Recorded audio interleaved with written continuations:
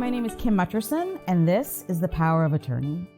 I'm extremely excited to be here with my colleague, Bob Williams, today to have what I hope will be a very free-ranging conversation about what has been an extraordinary career. So thank you, Bob, for taking the time to talk to me today. You're welcome. I'm happy to do it. Excellent. So one of the things that is fun about interviewing one of your colleagues is that you get to sort of go back in time a little bit and figure out how we both ended up at the same place. So I realized as I was thinking about this that I don't even know where you're from, Bob.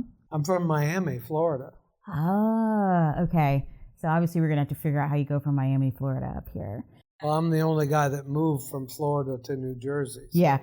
I am unusual in that respect. So born in Miami, Florida, did you have any lawyers in your family? My grandfather was a lawyer for the railroads, Oh, and wow. he did property tax work all throughout the Northwest, Okay. from Chicago out to Seattle, Wow. representing the railroads, so on personal property tax, on rolling stock and all that kind of stuff. Got it. Pretty, on the one hand, dull, but a lot of travel and a lot of actual litigation. So. Sure. And so did you grow up thinking that you wanted to follow your grandfather's footsteps? I only knew him after he was retired, so I didn't think a lot about it, but some of the early aptitude tests or whatever you take seemed to point in that direction. And so by the time I got to college, I was sort of a law nerd, taking constitutional law, administrative law, things like that, even at the university level. And then you are not one of those folks who started your career in academia. You are somebody who went out there and used that law degree in really interesting ways. So you went to law school and thought to yourself, I want to use my law degree to do what? It's interesting. When I started law school in 1967, I was not very politically active or, frankly, even concerned. I was...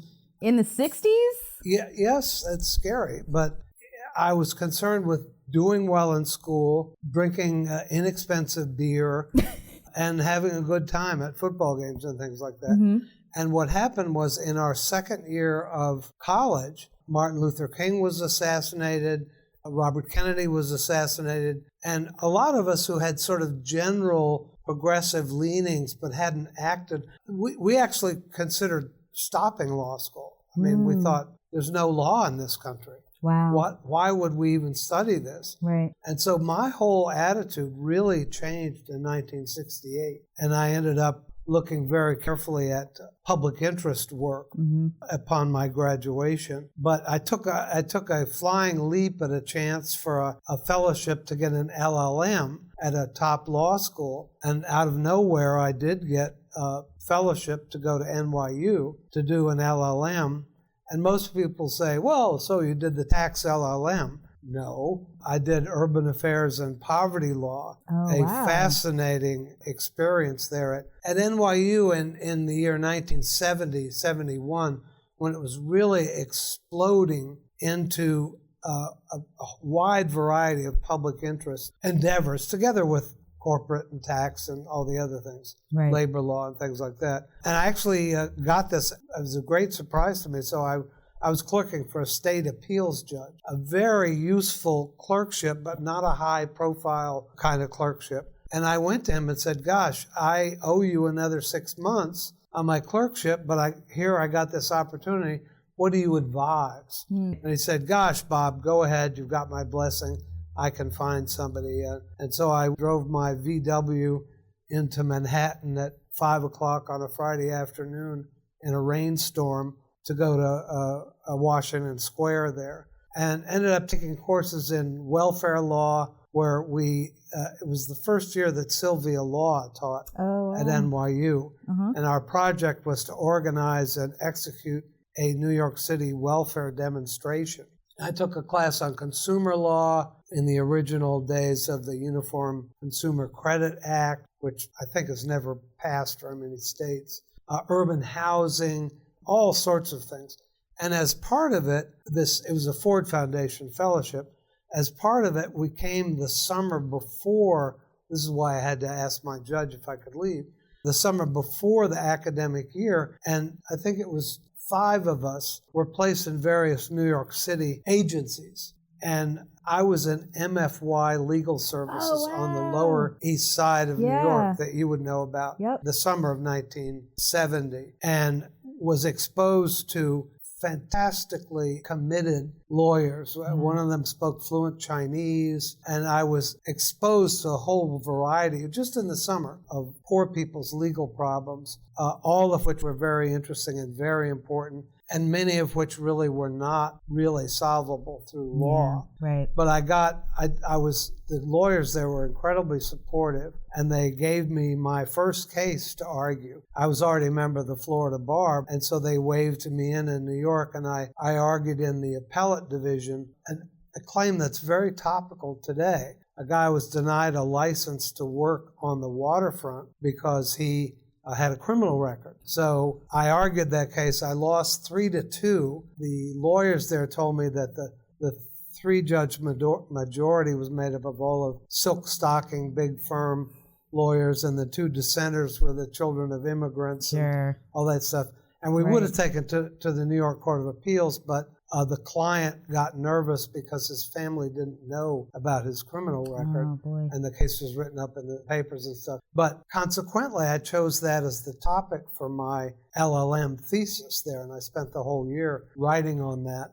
Writing specifically on folks who have criminal re-entry. Actually, I want to give it to my daughter because she practices re-entry law, expungement law, and there's something a little depressing about the fact that work that you were doing, years later, and we're still doing the same thing. I think we made some steps forward. I am proud of my daughter for making some of them in California. But anyway, that was a spectacularly exciting year in New York.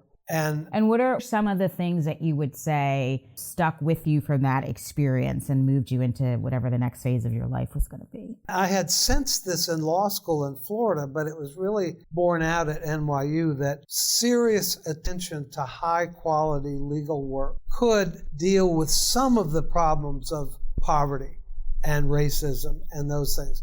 It's somewhat sobering, but also unbelievably empowering to hold hands with somebody, to say, look, I know that you've been treated unfairly, and I can do something about it. Absolutely. I've been trained to do this. Other people can't do this. I can't operate on you, and I can't do your taxes and all that, but by gosh, some of this stuff, I can really deal with it.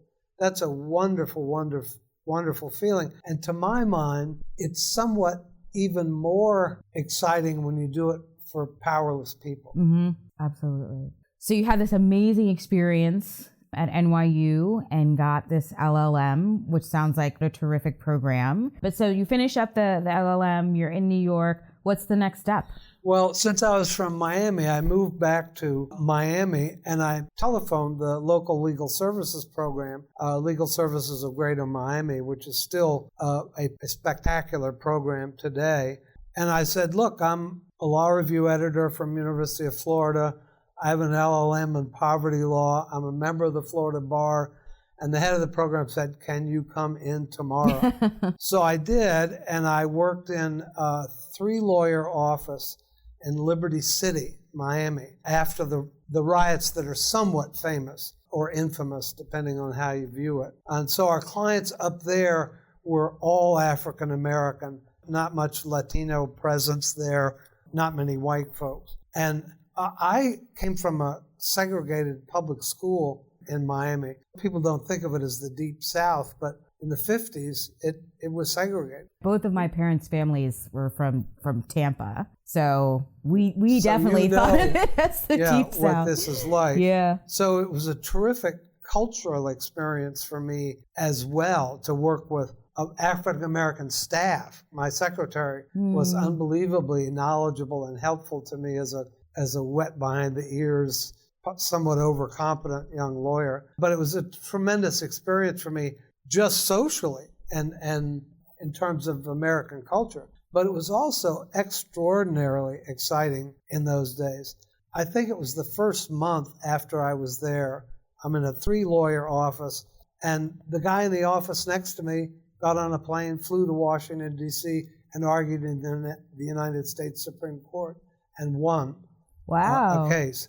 What case was that? It's in all the civil procedure books. It's Fuentes against Chevin. Okay. It's the case that stands for the proposition that poor people's, or anybody's for that matter, property can't be replevied without a prior hearing. And huge victory for indigent and low-income people. And this was a guy who, he's actually now the same guy as representing Roger Stone.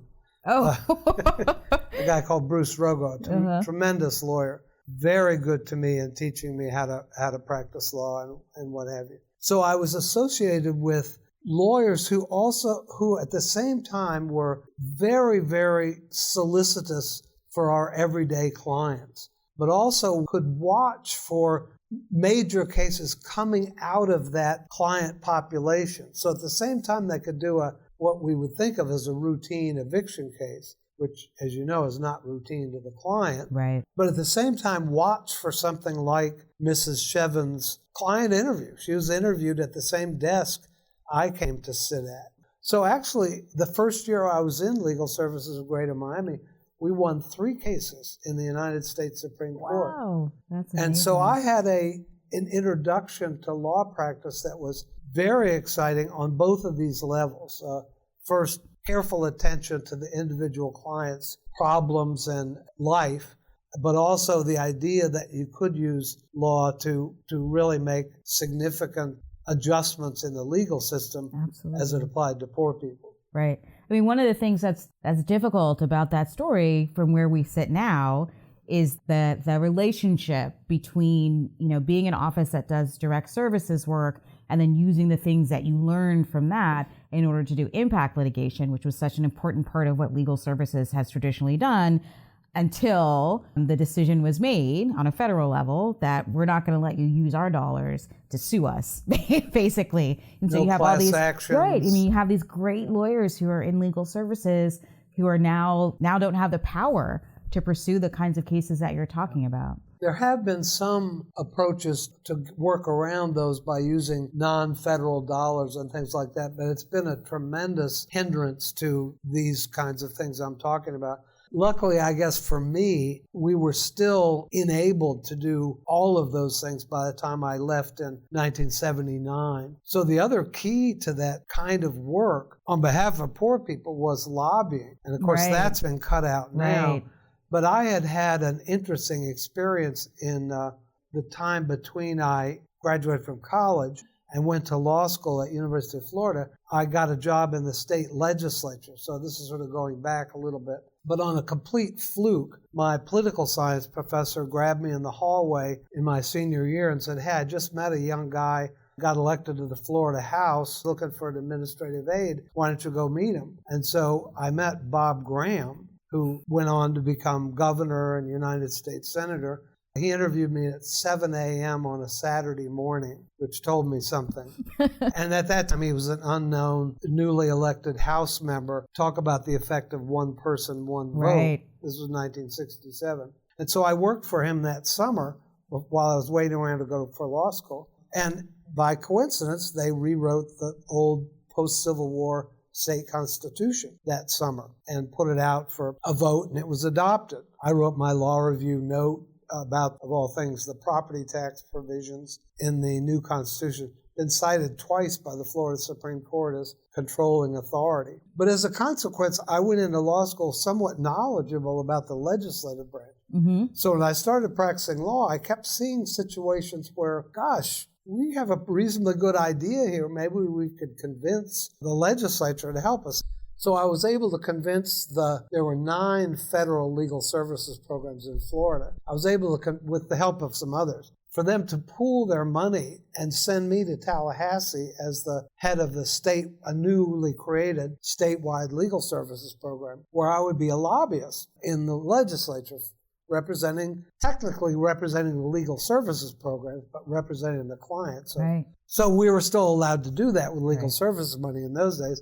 And I came into that knowing a lot of the legislators. And I had a kind of a imprimatur because I had been a legislative aide for Bob Graham, who was very well known by then. He was a powerful senator trusted by many people. Yeah, pretty liberal, but an honest, well-known legislator. So I came in sort of with that pinned on my back, and I knew the procedures. I knew how to write an amendment. I knew how the legislative procedure worked. So we were able to do some things for welfare recipients, for example. The closest thing I got to a major victory was, remember in those days, I think it still goes on, legal services had backup centers, experts, national experts on various issues. And I went to the Food Research and Action Committee or something, FRAC.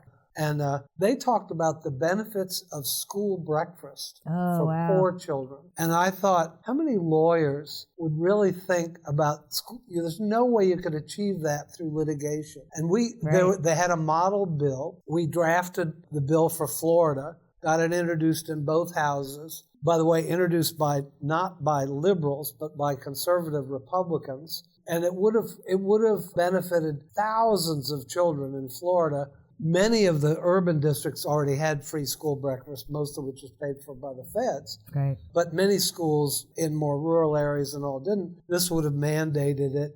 It cut against local home rule, but and of course right away we got support from Kellogg's, Cornflakes. The Florida orange juice industry was all over us. Of course. What a great bill you have here, Bob. And we couldn't quite pass it. I actually went down to the chairman of the committees that had jurisdiction over it and worked with the editorial board of his local newspaper that published an editorial on the day of the vote telling him to vote for this. It was in citrus country where he came from, and we overplayed the hand, and he got mad about it. Oh, good idea, though. But we came very close, and it wasn't my idea originally. It was the idea that you have experts backing up these people in the field. But again, it was one of the things that you could never achieve through litigation. Right. There's no right to a free school breakfast. And so those kinds of things were very high on the list, and we achieved a number of smaller things in that. But all through this, I was really keen to move into an academic career. So, what was it about being in academia that was a draw to you? My father was a university professor. He was a marine biologist, so he was actually quite an expert on tropical seaweed and one of the leading experts on the Gulf Stream. But so he lived a life of a professor where he would sometimes come home for lunch with us. Mm-hmm. He had summers off, although since he was the only one working in those old-fashioned days, he would always get a job in the summer to do something. But it was that plus I liked law school. Mm-hmm. There were so many people around me who said, I just want to get out and practice law. And, I was on law review and had that experience, and I was really hooked on this stuff. So I thought, and the Ford Foundation fellowship I had to NYU was to train people to teach these sort of urban law topics. But I felt when I finished that 1 year, I was essentially right out of law school in 6 months of a clerkship. I thought I would practice for 3 years or something, turned into 10. Right. But I was always attracted to it. And I wrote and published when I was in practice, a little bit, not much. So the freedom, the ability to have ideas and follow them up, work with students, all these things that bring us all here appealed to me. Excellent. So as it turns out, you built a career for yourself in legal academia, and basically you are the foremost expert on state constitutions, certainly in the country, and I'll be bold enough and say in the world. If you say so. Well, I've said it. It sounds and therefore good. It's true. But it sounds like when you were talking earlier about your work with Bob Graham, that idea of state constitutions was something that got planted in your head relatively early. Does that seem right? That's exactly right. I mean, when I was working in the state legislature and they went into this constitutional revision session, I was this political science kid in pink shoelaces, and why are these state constitutions so long and detailed?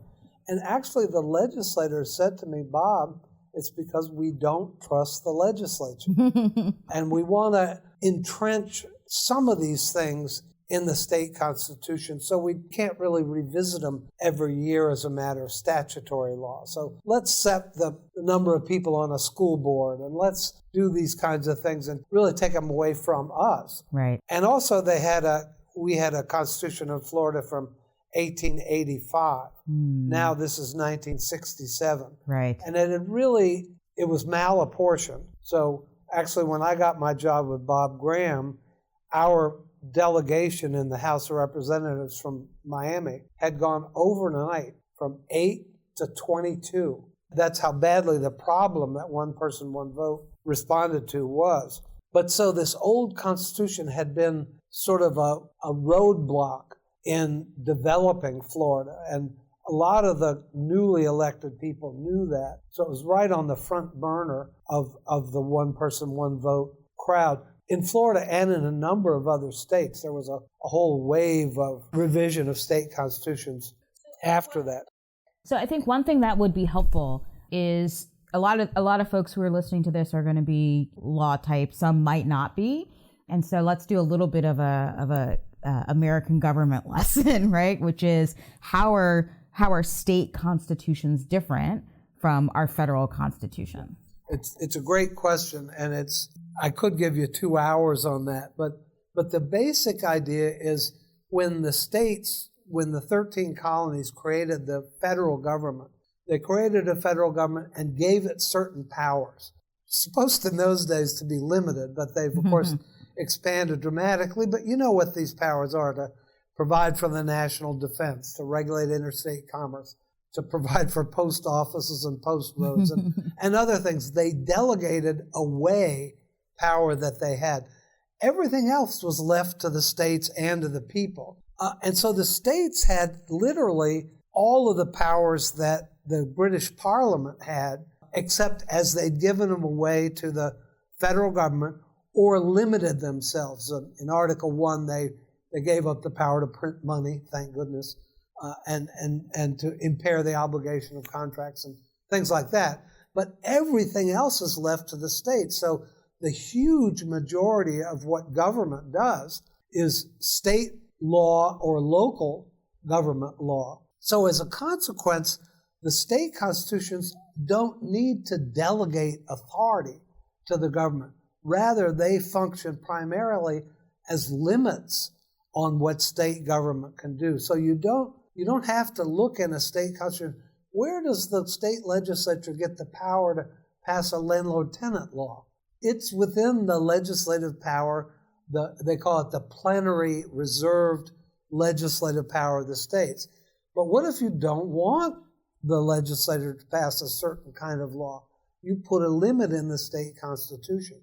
As a consequence, they are longer, they're more detailed. They're still called constitutions, so it confuses people, but they look very different, and they perform a very different legal and political function. The other thing that's happened with state constitutions that's different from the federal, they create the government and set up the government structure. They provide for rights guarantees, some far beyond what's in the federal constitution. We'll come back to that maybe. For example, state equal rights amendments, right, for gender equality. But interestingly, the state constitutions go on much further to entrench a variety of policy matters in the state constitution, again, taking them away from the state legislature. So a lot of states, for example, New Jersey, has gambling regulation in the Constitution. Why? My old friends in the legislature, we don't trust ourselves. So in New Jersey, if we want to have a new form of gambling, the people have to vote on it. If we want to incur debt, we have to vote on it. As a consequence, I've said, others have said as well, state constitutions are actually more democratic than the U.S. Constitution. Right. Well, you want to change the New Jersey Constitution, or all of them except Delaware? We have to vote on that. We all vote on that every year if you pay attention to the ballot. Right. So the constitutions are longer. They're going to continue to expand as these various policy matters. New Jersey, again, we put the minimum wage in the Constitution. Why? Because Governor Christie would veto the bill. It doesn't need to be in the Constitution. James Madison would roll over in his grave to see this kind of stuff in the Constitution. But there are real on-the-ground political reasons often to do this, and it happens in New Jersey. Proposed amendments don't go to the governor for veto, so they just took an end around the governor and used the state constitution as a tool or a mechanism of ordinary lawmaking. Sure. So one of the things that I think is really challenging is that so many people don't have a sense of how important state constitutions are. And yet, as you were suggesting, and I would love to get into this a little bit, state constitutions are often more protective of our rights as citizens than the federal constitution. So, you gave the example of equal rights amendments. Privacy rights sometimes are more expansive within the context of state constitutions. So, you've been doing this work for a long time. Do you have any sense that people are starting to catch on to how important state constitutions are? Or are we still sort of, treating them as second class? I think people are beginning to catch on. It's very slow, but there was a national survey in the 1980s that found that 50% of the people didn't even know they had a state constitution at all. Right. I don't think that's true today for a couple of reasons. I think I could say with confidence every state now has examples of court decisions interpreting state constitutional rights provisions to be more protective than the U.S. Constitution is as interpreted by the Supreme Court. And many states have dozens of such cases. So it's really close to malpractice for a lawyer to bring a rights case only on the federal Constitution when there's a possible analogical state constitutional claim. So there's across the country, there are thousands of these cases now. But still, I look at the cases every year. There's still cases after case after case where the Supreme Court, say, of Kansas, Oklahoma, could be New Hampshire, wherever, says, we have this case, it's a federal constitutional claim. There would be a state constitutional claim. We're not saying how we would rule on it, but it hasn't been raised by the lawyer. Very disturbing. Part of this is the responsibility of law schools. We're certainly not guilty here at Rutgers Law, because I've been teaching it for coming up to 40 years. But it's a variety of reasons. The media are not attentive to state courts and state constitutional decisions, except for the most hot button matters like abortion or death penalty. Many law schools don't teach it. It's not taught in the high schools, most high schools. It's frankly not an area of excitement to law professors. You want to get tenure, you want to be cited by the United States Supreme Court. I've never been cited by a federal court, but I've been cited by a lot of state courts. But so there's a variety of reasons why it's so slowly being recognized. But on the other side of the coin, there are a number of reasons why it is being more recognized now. The same-sex marriage, decade or decade and a half of litigation, of course, started in the state Supreme Courts. I was going to make you talk about that, so I'm glad that you brought that up. Very important, conscious decision, by the way, by the people behind that movement. So I've heard that your work was actually inspirational.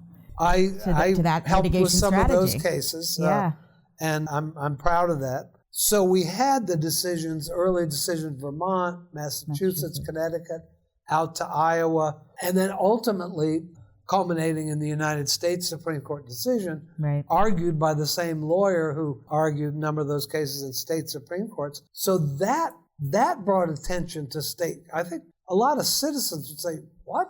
How could the Massachusetts Supreme Judicial Court rule that the state constitution, when the U.S. Constitution has not been interpreted that way? It's a fundamental point about state constitutions. They can be more protective, not less. But at the same time... But one of the things, of course, that's tricky about that is then you end up, as we did with marriage equality, you were married in Massachusetts, but you weren't married when you went down to Maryland, right? You were married in Iowa, but you weren't married in California. And so it actually sort of set up this opportunity to force it. That's exactly right. And also, the other side of the coin from the litigation were the state constitutional amendments that were proposed. 14 or 15, maybe more states preemptively amended their state constitutions to prohibit the Supreme Court from making a determination like Massachusetts, like Iowa. And so at the same time, that sensitized people who opposed, not only opposed, but people who supported, and these were controversial amendments.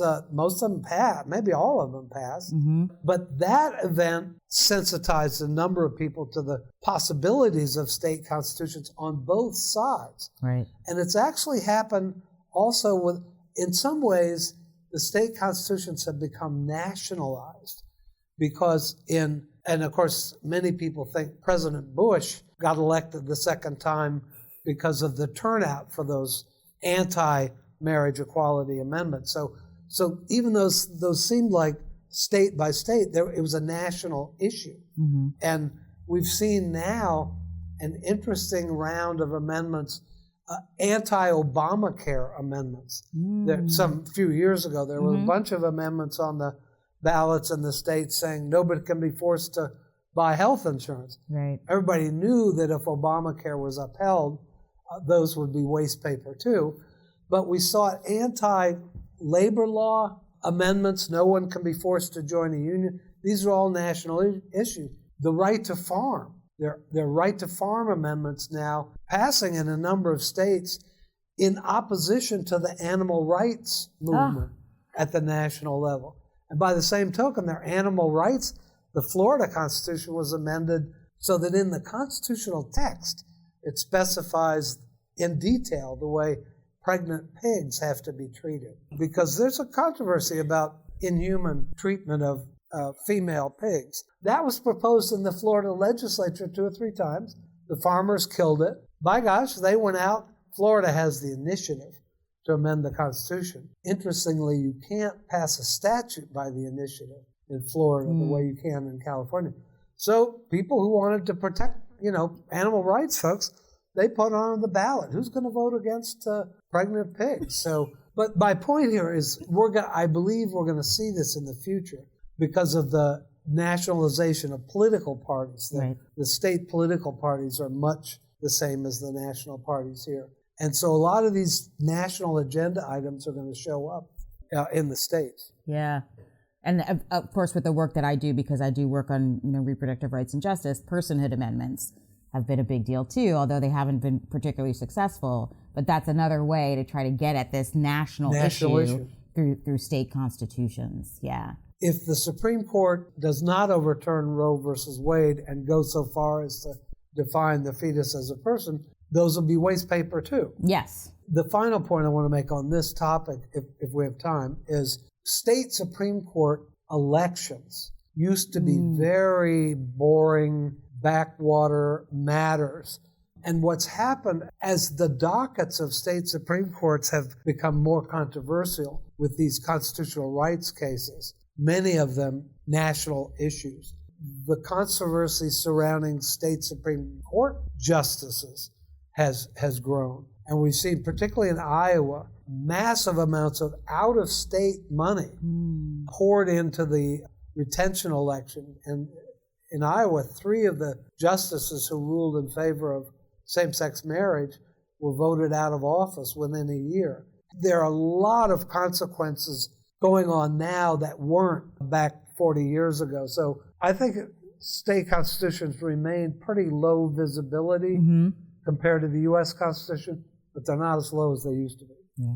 So I do want to ask you a little bit about, because this is your last year teaching at the law school. You have been such a vital and vibrant part of this institution, and you will be deeply, deeply missed, which you obviously know. Thank you. But I would love to hear you talk a little bit about, when you sort of look back and think, what's the legacy that I want to have left of my, my career in legal academia? What do you want people to remember about your work? Well, let me start at the beginning. When I came here in 1980, the faculty was incredibly supportive of teaching new cases, both state constitutional law, but also legislation and statutory interpretation, neither of which we had. And so the idea that new faculty members can, and I think it's still true today, we've carried it through all these years, that, yes, we have to cover our key courses, and we want to do that, but law is always changing. I mean, obviously your field was more or less unheard of even 20 years ago, right. I think. So I think my experience here is illustrative of Rutgers Law's attitude toward the changing face of law practice, and scholarship, for example. So to me, I think what I'd like to be remembered for was the idea that you can do high-level scholarship, make it part of your teaching with students, but also participate in the real life of the legal system. As I got older and farther away from actually doing cases, I've done less in the way of actual law practice. The first 15 years, I did argue cases. I argued a couple of cases in the Pennsylvania Supreme Court. I have the honor of losing a case in the Pennsylvania Supreme Court 3-0 when 4 of them recused themselves. Wow. 3 of them after the argument. But in more recent years, I've acted this out through amicus briefs, but also working with former students on their cases, which is something your name never appears or anything like that. But for example, we have a graduate who just 6 months ago won a huge decision for poor people who were losing their driver's licenses for child support arrears with no hearing. I mean, really. And I talked to him a lot about bringing this case as a solo practitioner. I said, this is a righteous case. I was in Wisconsin, he sent the complaint, this and that. Did a full-blown trial, waited. I think he had to wait almost 2 years for the decision. Wow. From the trial judge, who's a very, from the very trial good judge. Yeah. Wow. She wrote a 100-page opinion, giving him everything. You can't do this. Wow. It's class action. Blah blah blah. My name will never be associated with that case. And there are lots of others over the years. You end up getting exam questions out of that. It's a whole reciprocal process, I think, of doing this. And I think also it's really good for a law professor to test our arguments in the real world. Absolutely. Somebody the other day said law professors can say anything they want and the students have to agree or not say anything. That's not true when you're outside the law school. And it's good for us to do that. So what I would like to claim for my legacy would be a professor involved with students, making scholarship alive in the classroom, doing scholarship that is out there for professors, students, and particularly for judges, and testing that stuff out, trying to make the world a better place. Many people might disagree with stuff I've worked on poverty law, same-sex marriage, criminal justice, but that's tough. Right. Well, thank you so much, Bob. It has just been such a delight to talk to you. And I think that this was a great opportunity to hear the breadth of your career. But also, I think I've said this to you before, you are the law professor that I want to grow up to be. So thank you so much for being such an amazing colleague for all of these years. And thank you for talking to me today. Well, thanks for all your support in the short time you've been here. 17 years. Right. It's nothing. Drop in the bucket. The Power of Attorney is produced by Rutgers Law School. With 2 locations, minutes from Philadelphia and New York City, Rutgers Law offers the prestige and reputation of a large, nationally known university with a personal, small campus experience. Learn more by visiting law.rutgers.edu.